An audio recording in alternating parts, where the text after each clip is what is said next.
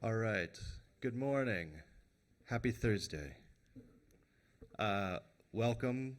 Welcome back, most of you. There are a few folks just joining us for the first time. So welcome to the fourth, last, and beautiful day of the IIIF Annual Conference 2023. Not much of introductions by way of introduction from me this morning, just to say once again, thanks to our sponsors. Really made the beautiful reception last night possible, as well as the drive out there. But I just want to say thanks once again to Castellini Libri, Force Science, MLOL, Kakadu Software, and Arcanum, as well as IIIF Cloud Services and CogApp. So yeah, thanks for joining us. We're going to get started, and as we did yesterday, we're going to try and keep things on time according to the schedule that we have online. So without further ado, I'd like to welcome our first speaker, Martin Critelli, to talk about the implementation of VR in the Galleria Borghese.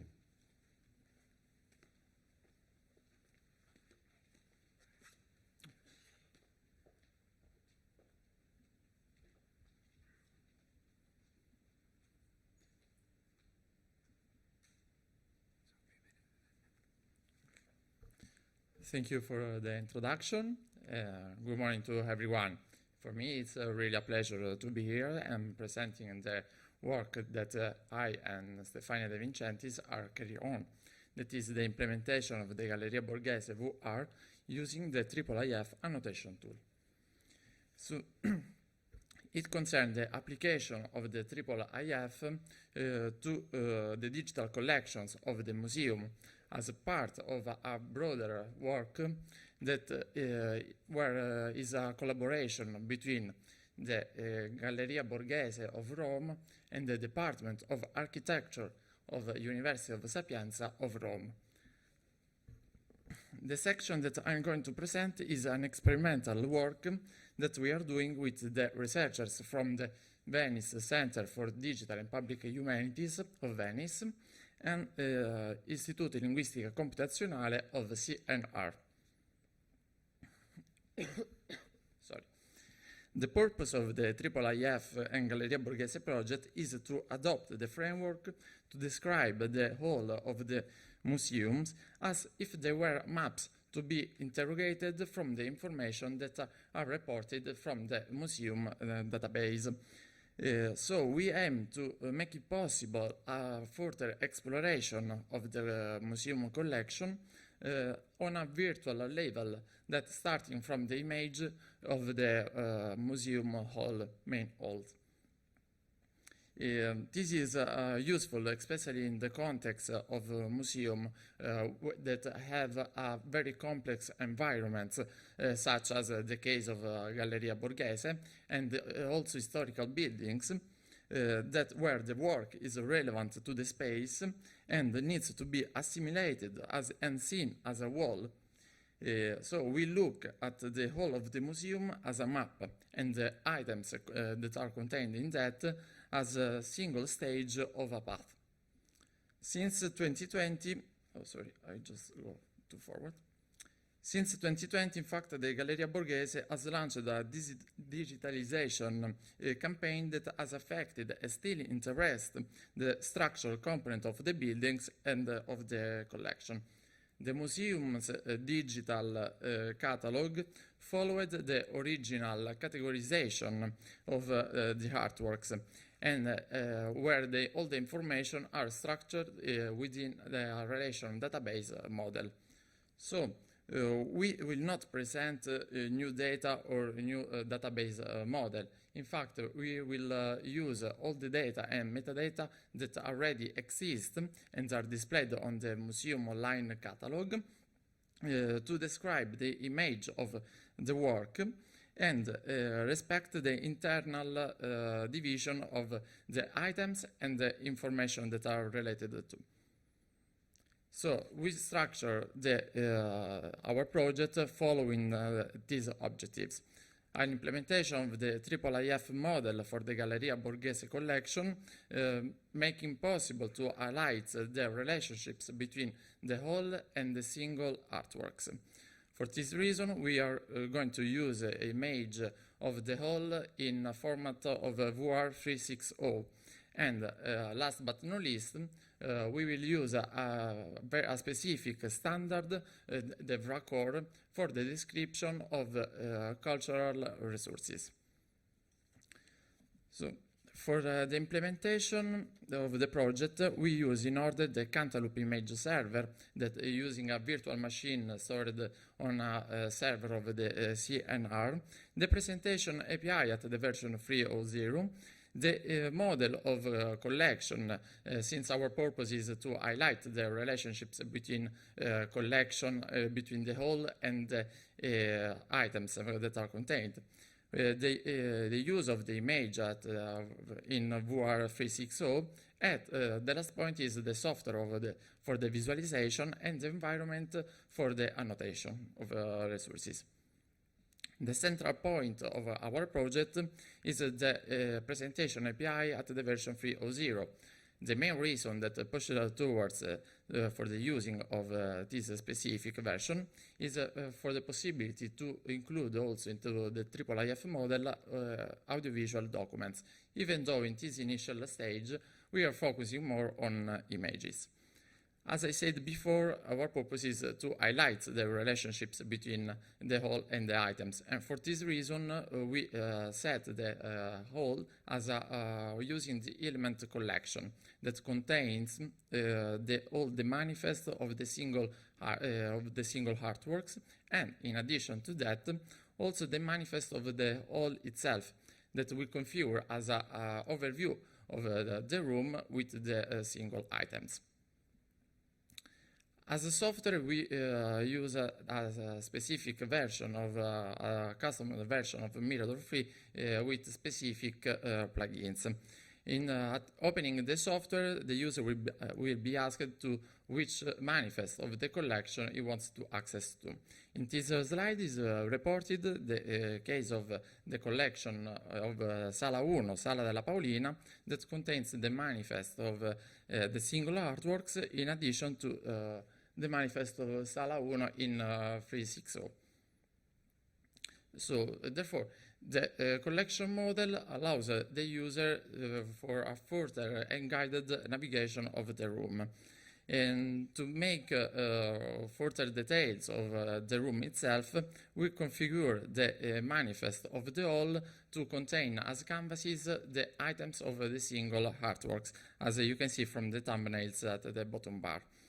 The manifest is is configured as an index of the room itself, and that the user can move on to the other manifest by clicking the button Show Collection in the red box, or through the manifests that are linked in the alternate formats in the blue box, together in addition to the virtual tour of, in the specific case of the Sala 1, and we also provide a link to the specific page on the Galleria Borghese web page. We decided to provide the link to the page to let another possibility for the users to get access for the information. So in this way, the user has the chance to navigate the collection in a double way. On one hand, continuing on with Mirador software, and on the other hand, to have a direct access to the specific web page on the Galleria Borghese site. As I said before, the manifest of the whole is an index that the user can provide for accessing to the other manifests that are contained. And it can do so by the textual access point on the sidebars of the software, or through the thumbnails, so with a visual access point with the canvases thumbnails. Another important aspect, fundamental in our project, is configured by the annotation system. Yes. I don't know if you can see the single annotation, maybe it's not very clear. Okay. I hope so. The annotation system. we adapted the specific plugin of Mirador for a double reason. In the case of the manifest of the whole, to well identify and highlight the space of the items in the room, and on the other hand, providing also a link to the specific web page, and on the other hand, to let the possibility for the user to have a personal workspace where he is able to make annotation, saving, and also download locally. Moving towards a specific resource, in this slide is reported the descriptive information about the Paolina Borghese Bonaparte come Venere vincitrice. For the description, we use the VRA core, a standard defined for the cultural visual resources that is currently at the version 4.0 and maintained by the Library of Congress. We decided to use this standard even though the context of a museum counts a wide range of descriptive standards for its specific structure in a collection, work, image that under a semantic perspective it's similar to the IIIF with collection, manifest, and canvases, and allows us to provide a better and more granularity description of the artworks. So here I have prepared a little demo. It's not with the space, no?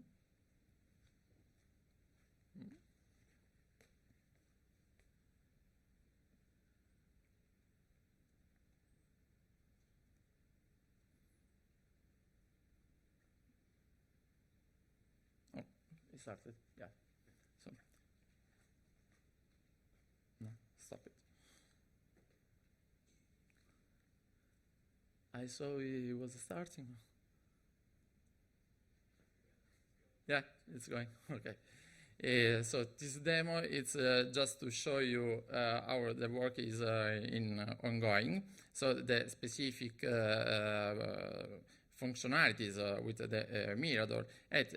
Already from the case of the manifest of the whole, you can see that the user is able to see with a deep zoom the single items, even though they are very far from the point of view.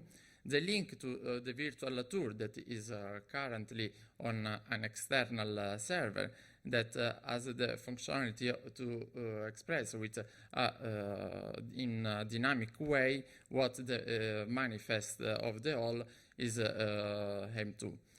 So these are the basic functionalities of zooming, but we are also working on provide the virtual tour with a statical point of view that the user can use to move directly from a different perspective, a different point of view. Okay.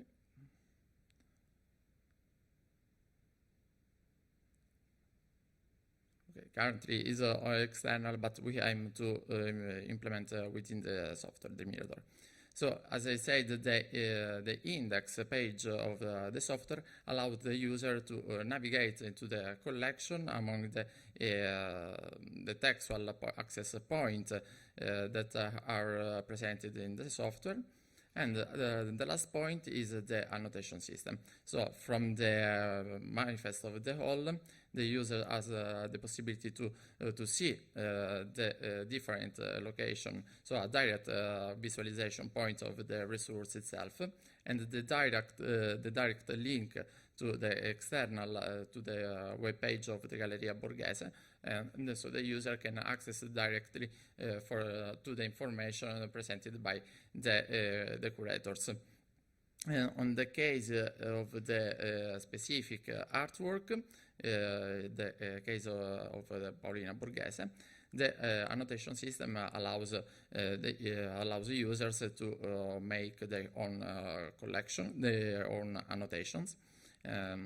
So for now, we are implementing a server for locally do this operation, but our purpose is also to implement a server or using an existing server to allow the user also to make suggestions to curators and implementing the interoperable approach. So, in conclusion, our approach, what we aim to do with this project, to make faster and easier access to museum collections, to allow the user to navigate, to use the IIIF model to navigate in first person among the different resources that are located in museums, and describe the resources with a specific standards in order to make also the resources interoperable also externally of the IIIF framework. So for the further steps, as I have anticipated, we aim to create or to use existing server annotation and server system to allow the user to make annotation and suggestion for curators, to include the virtual tour into the viewer. And the last point is we are implementing an automatic system to create the model, the IIIF model for the Galleria Borghese collection. So thank you for your attention.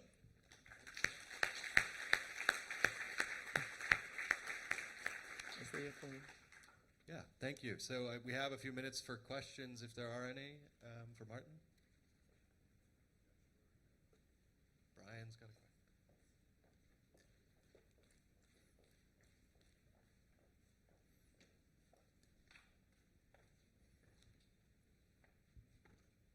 And this, if it's too technical, you don't have to actually give me a real answer here. So I noticed you scroll through, right? You have that pan around, and your annotations seem to move with you. Is the canvas, is that just because it's a big canvas, and then as you scroll, it's just like annotations on a canvas? You mean at the manifest or the virtual? In the viewer itself, when you're actually looking in the room in particular, not at a single item, but at the whole room, and you can look and do this. Like to me, I would think, oh, you have to do that in 3D, but it seemed like you figured that out in an entirely 2D scenario.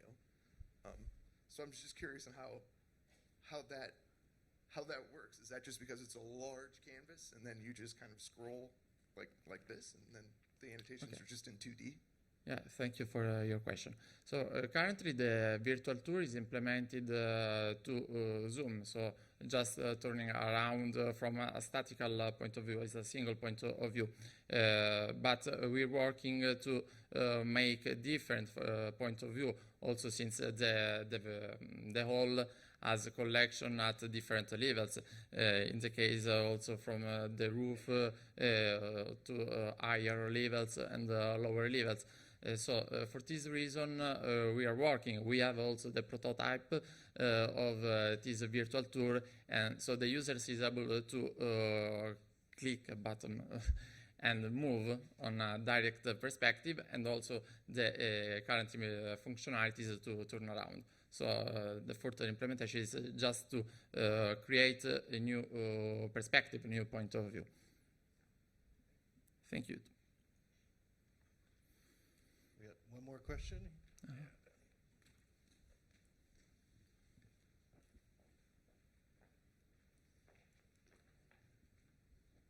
I'm sorry, maybe you said it and I did not understand, but are you going to modelize the annotation with the VRA data model? What do you mean exactly? I mean, like the annotation the users can make. Are you going to modelize them with a specific ontology like the VRA you're using for the description of the artwork? No. For now, we are just implementing annotation as a textual free text, not using specific ontologies. The using of the specific metadata standards is for describing resource. But as I said in opening, we are not providing new data. We are just using the data that are currently exist on the Galleria Borghese database. So if maybe a further collaboration with the Galleria Borghese for a deeper description will be started, I will be very happy to implement also with a specific ontology.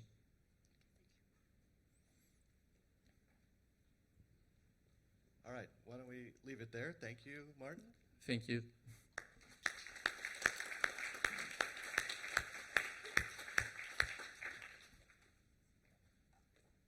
All right, up next we have Christoph Sander and Mike Bennett talking about Rara Magnetica and IIIF.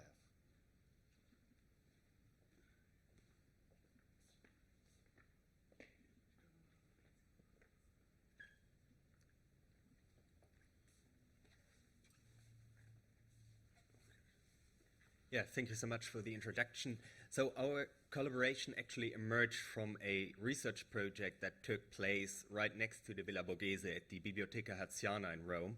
And this is an art history institute, but my research project is more from the history of science perspective. I'm a historian of science. And this Rara Magnetica project, and specifically what we're going to present today, is on a set of roughly 2,000 images that come from roughly 250 digital objects like books or manuscripts that were created, written in the early modern period. And all these sources in one way or another deal with the topic of magnetism. So that is where the history of science comes in. You can browse that on the Rara Magnetica website.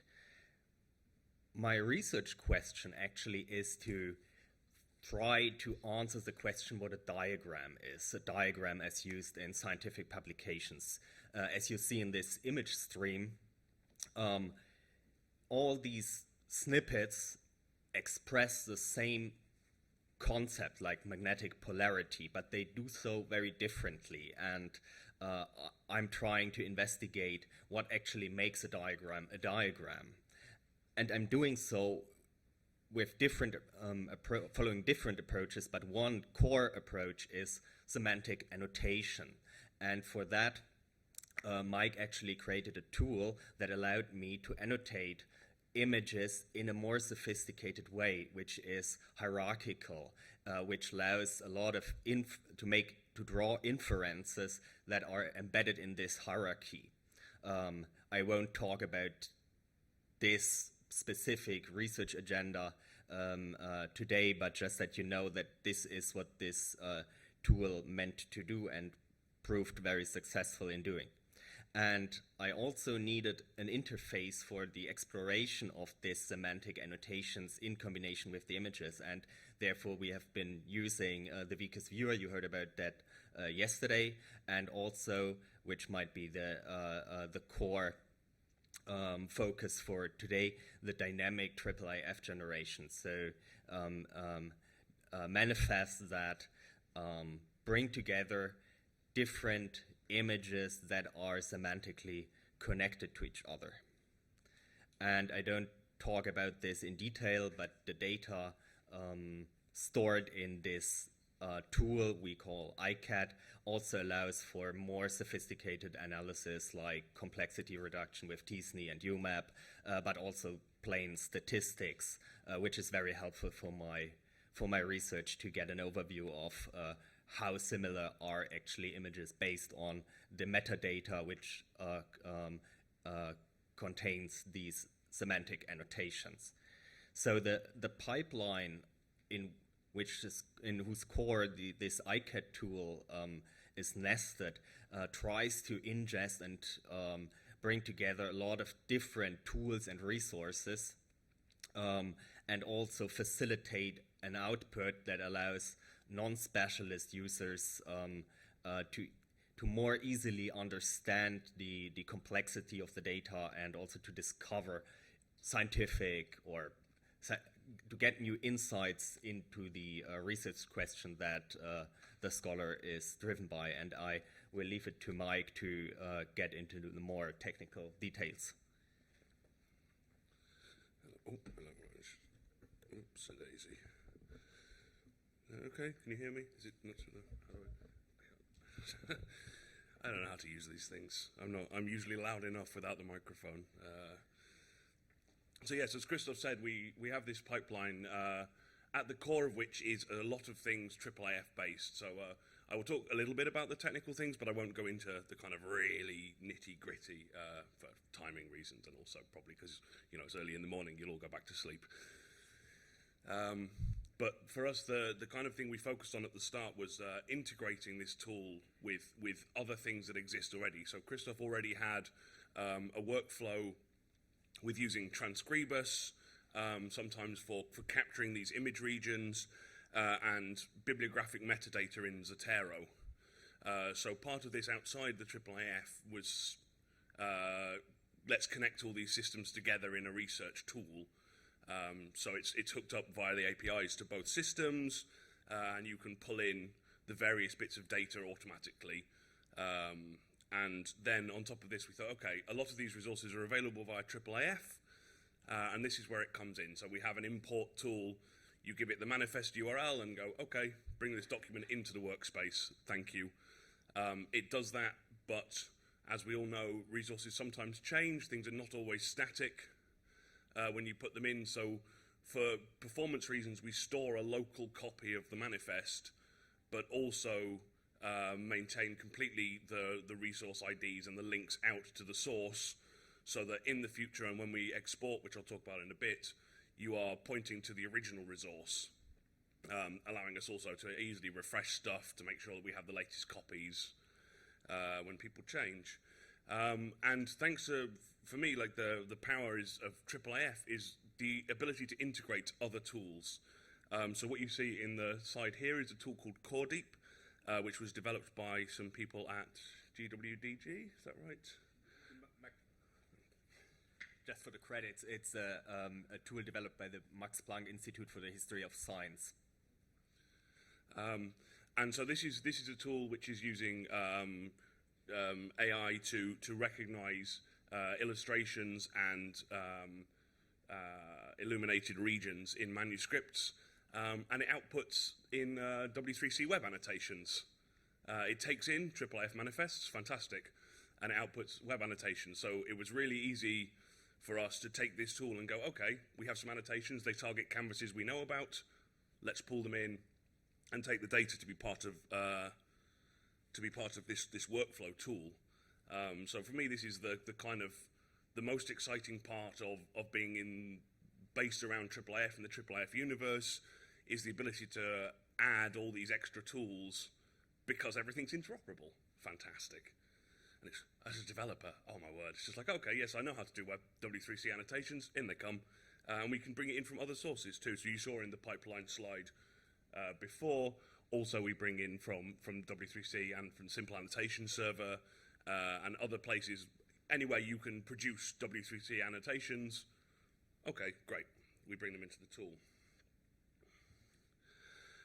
So the main usage of IIIF in the project, the whole workflow was designed around the patterns of IIIF. Okay, we have documents represented as manifests, we have the pages of the document represented as canvases, we have the areas that Christoph is studying, these regions, as annotations on the canvases. So the model, of course, as you all well know, is very well suited for these kind of documents, but it allows us then also to make use of, again, all the existing fantastic tools in the IIIF universe and other spaces. So the user interface, I'll show you a few screenshots in a moment, was designed around OpenSeaDragon and the fantastic Annotations tool. Because, okay, we have a manifest, we have some annotations, plug it in, look, now you've got instant deep zoom moving. As a research tool, it becomes very useful and very powerful to just not have a static image. This is ICAT v3 because the very earliest version was just working with Transcribus and was working only with static images, no deep zoom, and some horrible JavaScript that built an SVG by hand with the annotations drawn on. So to be able to rip out all of that code and just say, okay, here's a manifest, here's OpenSeaDragon, off you go, was a really powerful and fantastic thing. Obviously, as I mentioned before, we import all of the documents from presentation manifests, and the images come from the image servers. So for us, again, as a research tool, the ability to pull in information and images and resources from everywhere, all in the same format, makes this sort of thing for the research across a very diverse corpus stored in many places possible. And in terms of other usage of IIIF, I'll talk in a moment about outputting manifests. And for this, we're using the IIIF Prezi 3 library, about which you'll see me again stood here later doing a small lightning talk. And so, obviously, being a IIIF conference, we talk a bit about the usage of IIIF. So,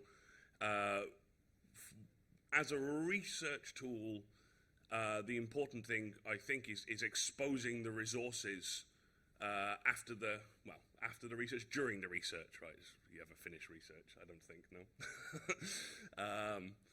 So a lot of people who are providing the content, providing the resources, things are kind of reasonably static, right? You digitize a document, you produce a manifest, and it probably doesn't change much after you've produced it, right? The manuscript is probably not really going to change. No one's going to come along and sort of tip-X out a few lines and...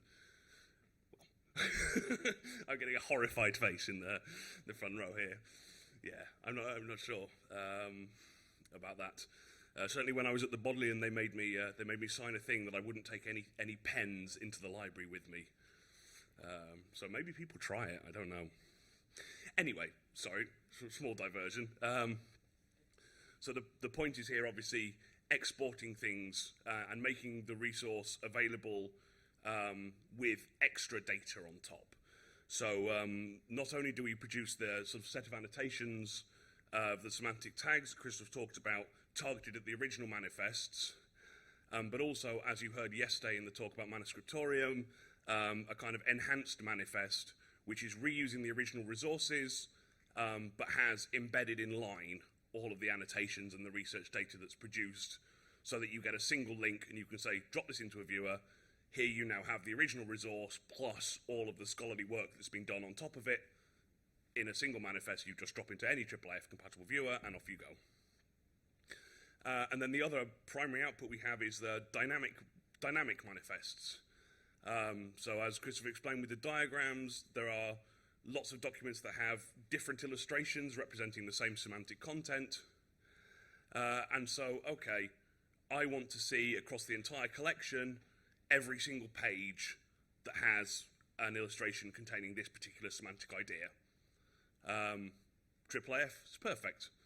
We make a manifest on the fly with the code, and you put it into any viewer, and it's like, okay, here's the collection of 600 documents, and here is a manifest every page that has this kind of information on it. And we have some plans to include also the content search API, so that when you are looking at the whole document, you can say, okay, actually, I want to find the pages that contain this particular data, again, in any viewer, so it becomes outside of the workspace. So just a couple of little screenshots. This is kind of the main document view. So you can see here, we're pulling in the data from Zotero, is providing the bibliographic data. And then there's the view here with Annotations and the sort of region highlighting. So you can see, obviously, like the deep zoom and browse controls. Of course, using IIIF, since we know where all of the regions are in all of the images, with the image API, here's the kind of, we know about all these things. Let's just pull out all the images from the image server straight in. So I think it's been a very powerful and useful tool. Christoph, I don't know if you feel to say anything more about how it helps with the research to have all these things available. I'd rather leave that to the questions if there's Okay. So, okay, this is the bit I'm nervous about. If you scan this QR code, you should be able to get a dynamic manifest that you can drop into any IIIF compatible viewer and see in action a collection of canvases that contain illustrations with certain properties, certain semantic properties. But please stagger your usage, because this is running in a single Docker container on a very small VM. So if it stops working, just put your hand up and I'll go and grab my laptop. And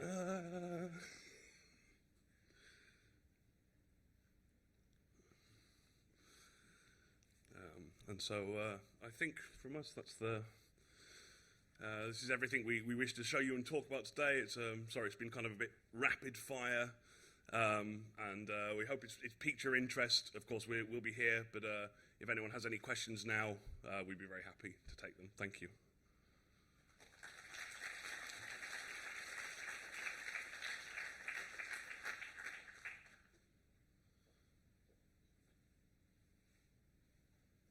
What questions do you have? Oh, Glenn has a question. Yeah.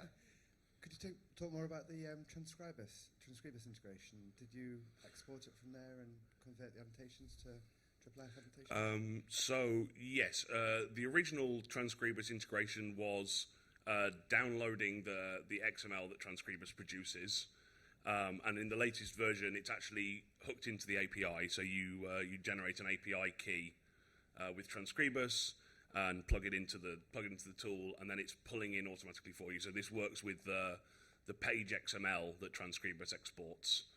So it's passing the XML. It's then turning that into W3C annotations and creating the kind of manifests from the Transcribus data directly. And do the coordinates match up, or do you have to do some fiddling? Sometimes the coordinates match up. As with all these things, sometimes tools work on images of different scales or different sizes, and they don't always remap the coordinates. So buried in the code is a little bit of janky maths in some places, just to say, okay, we know that Transcribus is downscaling this image to 1,000 pixels, and we know the original is actually 3,500 pixels, so let's do the ratio and remultiply everything. Thank you.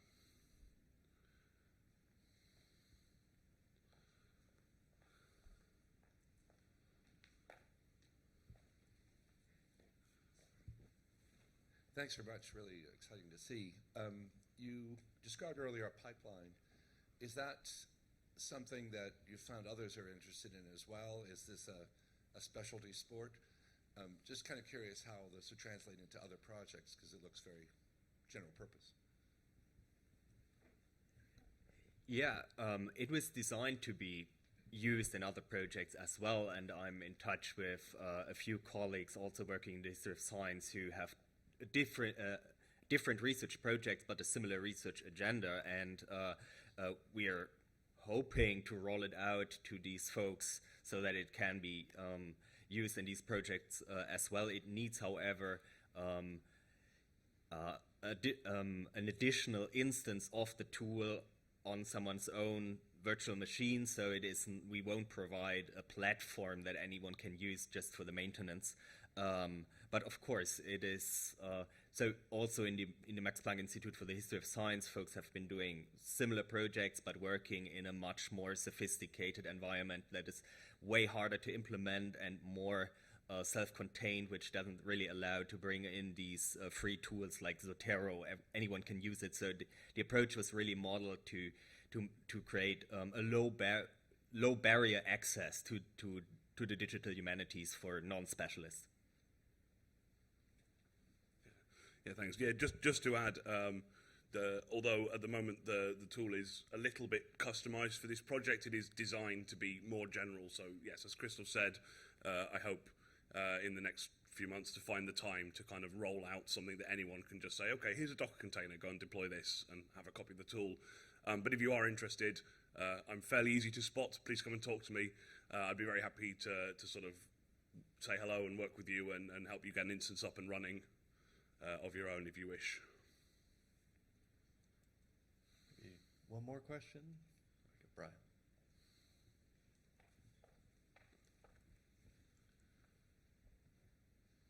I'm going to ask two questions. You've got 2 minutes. Okay. If there's changes in the original manifest, let's say something crazy, like they replace the image that was there with a totally different sized image, will Core Deep be able to see that and just sort of redo those annotations for you?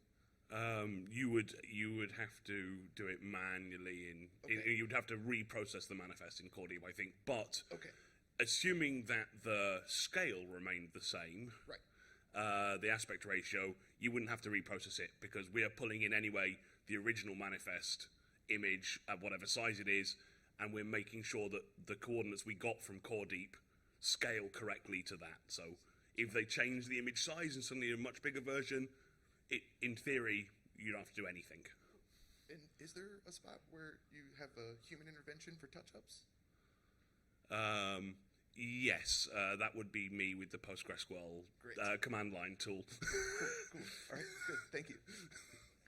But perhaps we look soon also to do a bit more in the tool. So at the moment, your regions and annotations are coming from other sources, right? So at the start of the project, Christoph already had in Transcribus all these regions kind of marked with the bounding boxes, and Core Deep is providing the bounding boxes.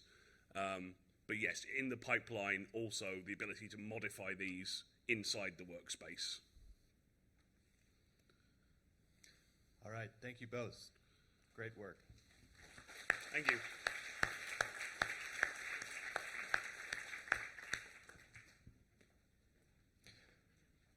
All right, up next, we have Evelien Hauwaerts talking about visualizing multi-layered annotations in the Monk project.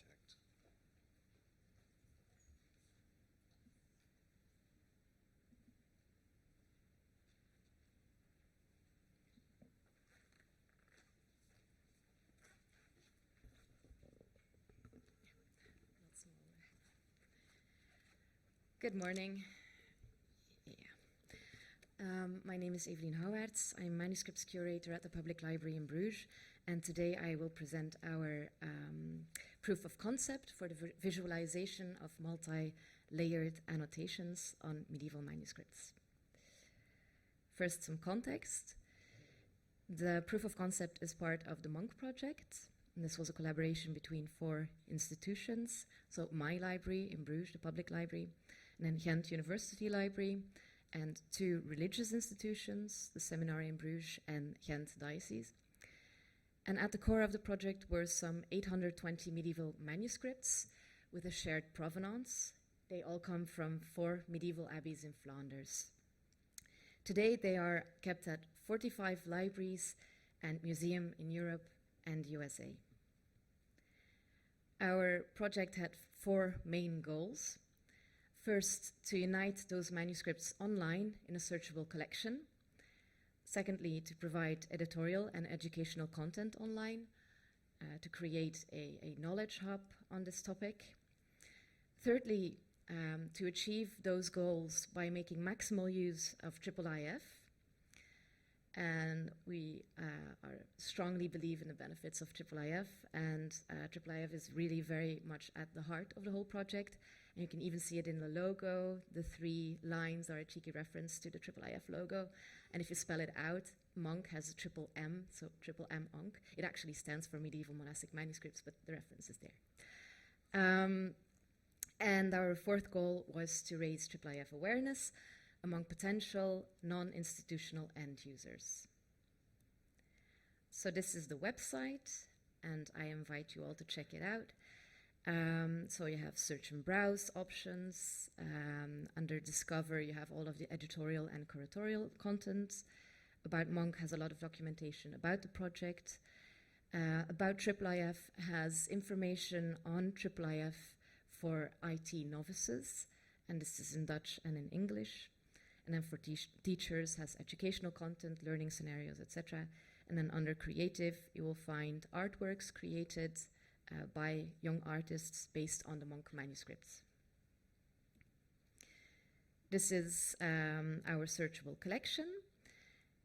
We created this collection by aggregating metadata from the IIIF manifests, and we did this as an experiment to see how far we could jump. And that was very exciting, and I would love to talk about that, but that's not the focus of today's talk. But if you have questions, come and find me, or if you have very difficult questions, come and find my colleague, who's right there. So for the editorial content, we created virtual tours with the exhibit tool, and we collaborated with Nemo Scene, with Ed Silverton, and he expanded the tool so you can integrate YouTube videos now. So we wanted to create dynamic virtual tours, for instance, on technical topics like binding structures. And then in our more longer text pieces, we used Universal Viewer to embed viewers. So the proof of concept on the visualization of multi-layered annotations is part of the Monk project. Now, why did we decide to create this proof of concept? For several reasons. First, because of the nature of the material we were working with.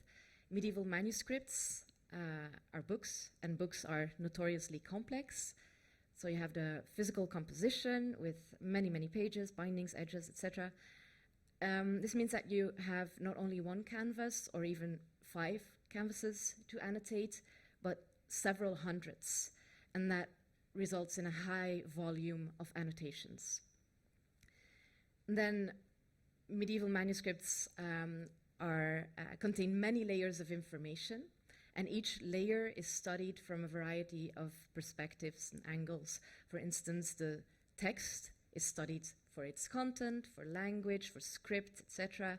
Illuminations are studied for iconographic details, for stylistic features, for the use of pigment, etc. And then you have codicologists, and they will want to add annotations about sewing structure, about decoration on a binding, or even about the DNA of the parchment, etc., etc. So you have to take into account this categories of annotations. And then the actual motivation for the proof of concept came from the user survey we did at the beginning of the project. So we sat down with about 10 people, and we had very long, in-depth conversations with them about IIIF annotations. So these were manuscript scholars, they are students, collection managers, educators, and they are IT novices. So they were all very enthusiastic about IIIF, about what we showed them, and then we asked them, what do you want, what do you need, what do you expect from IIIF annotations? And they voiced some concerns. So they were very enthusiastic, but there were some concerns. And I've listed them here on the screen. The first one is about hybrid methodology.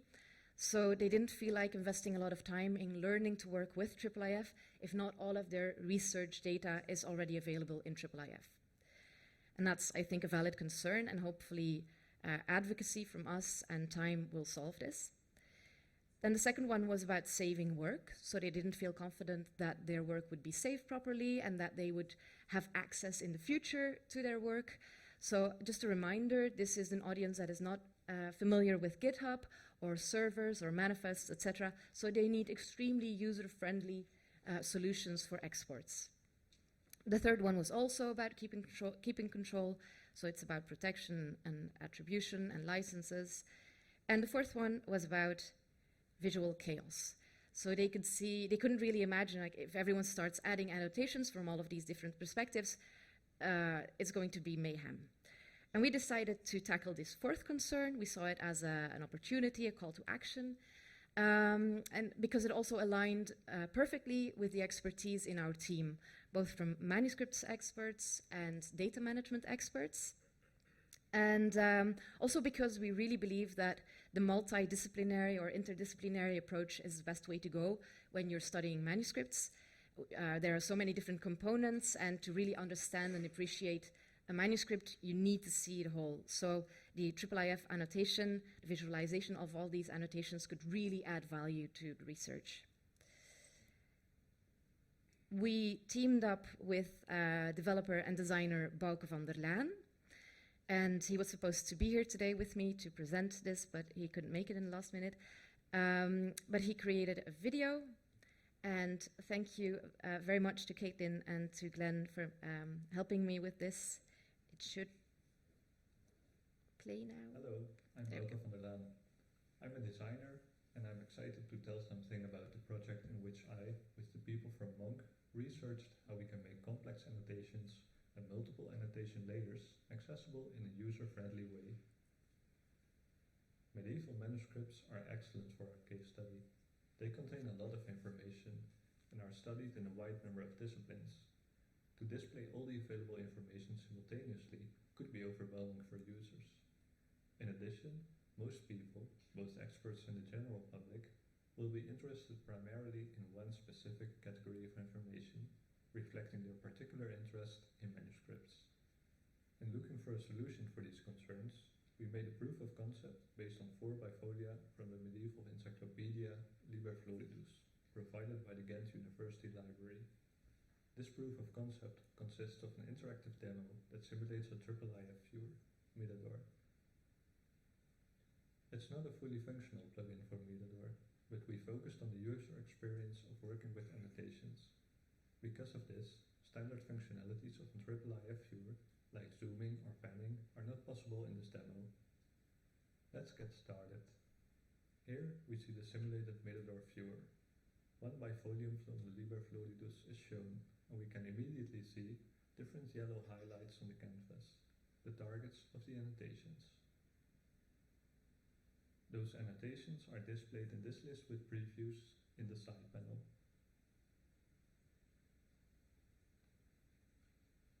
We can open an annotation by clicking on the target.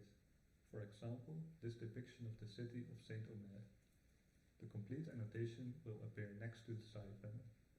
We can also open annotations by selecting them from the list with previews. By default, only 1 annotation can be opened at a time. When another annotation opens, the previous one will close. Each annotation has metadata. At the top, the name of the annotator and the date of the annotation are displayed. Below the annotation is a table in which this metadata can be reviewed. This can be expanded with data like the annotation software or the date and time of the most recent edit. We close the annotation using the X icon in the top right corner. Above the list with annotations, we added a category filter. Here we can see all the categories or annotation layers for which there are annotations in this manifest. In this case, there are annotations with iconographic information, information about the pigments used, transcriptions of texts, translations of texts, and information about techniques and materials. We select categories by checking the corresponding boxes. The previews in the side panel mirror our selection. The selection is kept while navigating the different bifolia. By checking the top box, we can select or deselect all categories at once. We discussed assigning different colors to the targets in the different categories, but ultimately decided against this for the following reasons. It proves already difficult to choose one color that contrasts enough with all the views in a manifest. This problem only increases with every added color and impacts colorblind and otherwise visually impaired users even harder. We also have the expectation that the majority of users is interested in a specific subset of the available categories, which renders the use of multiple colors less relevant anyway. Let's say we are only interested in pigments. We can see that there are now only 3 annotations highlighted on this bifolium. The category filter shows the amount of annotations in any given category. The first number represents the annotations on this bifolium. The second number, the total amount of annotations in this manifest. If we navigate to the next bifolium, we see there are no annotations on pigments here. On the third bifolium, there are 4.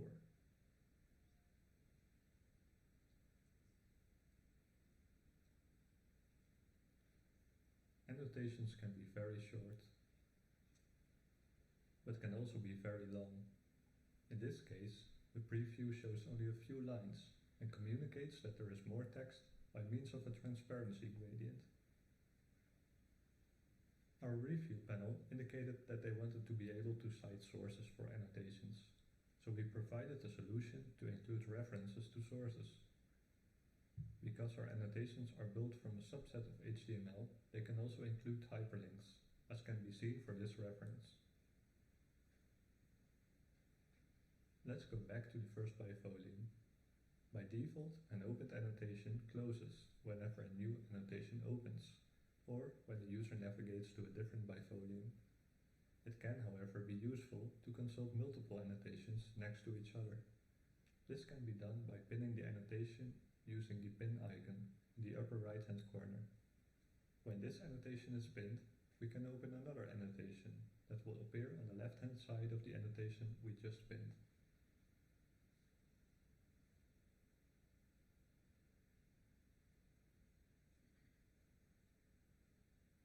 A pinned annotation also stays open when we navigate to another bifolium.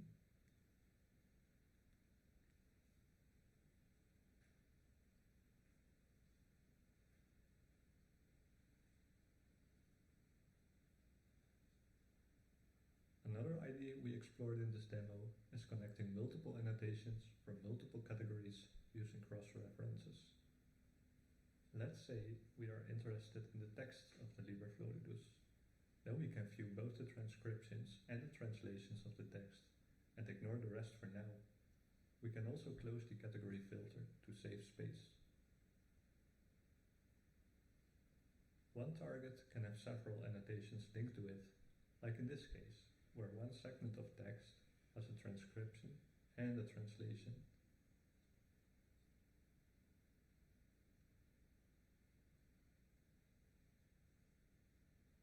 If we scroll down this transcription, we can see that there is a See Also heading with references to other annotations.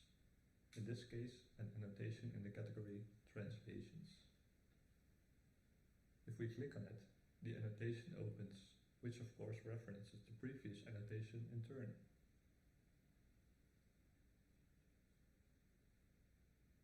We pin this translation and open the transcription again, using the cross-reference. This will make the image very small. Fortunately, we can resize the different panels to create a comfortable working environment.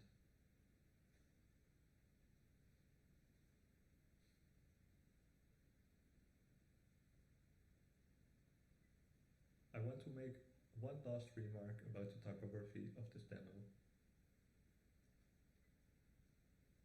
We chose to typeset the annotations in a serif font,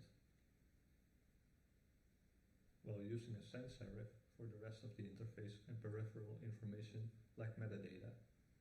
This way we create an extra distinction between content and interface, while keeping even long-form annotations comfortable to read.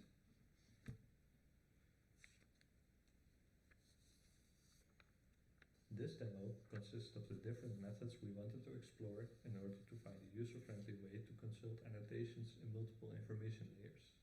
The demo is available online on the Monk website.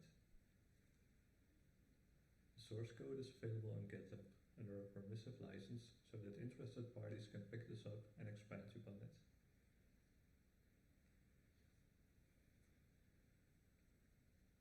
It was a very pleasant experience to work on this project with the people of Monk, and I look forward to see how these results can provide further inspiration.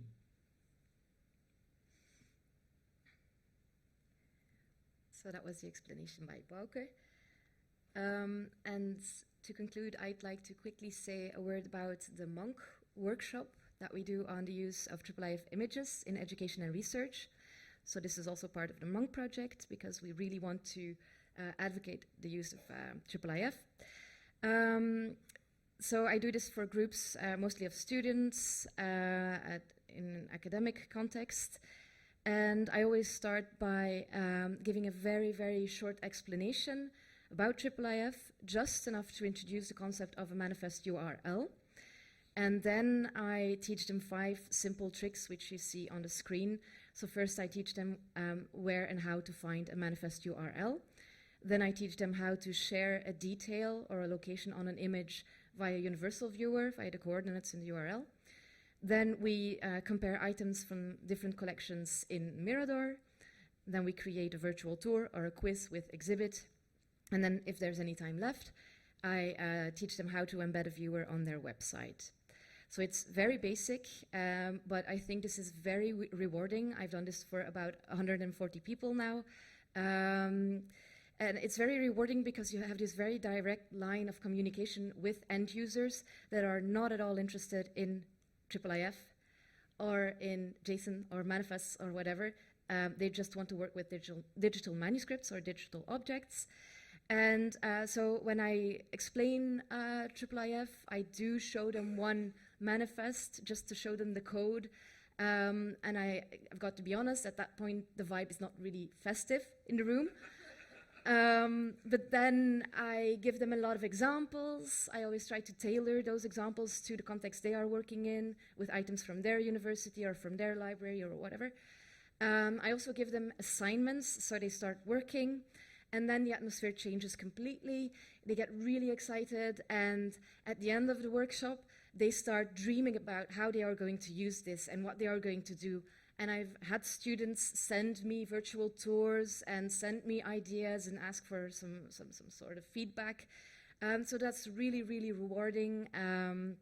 If you're interested, or if you know anyone at your institution that might be interested, it's very, very non-IT speak, because I do not speak IT.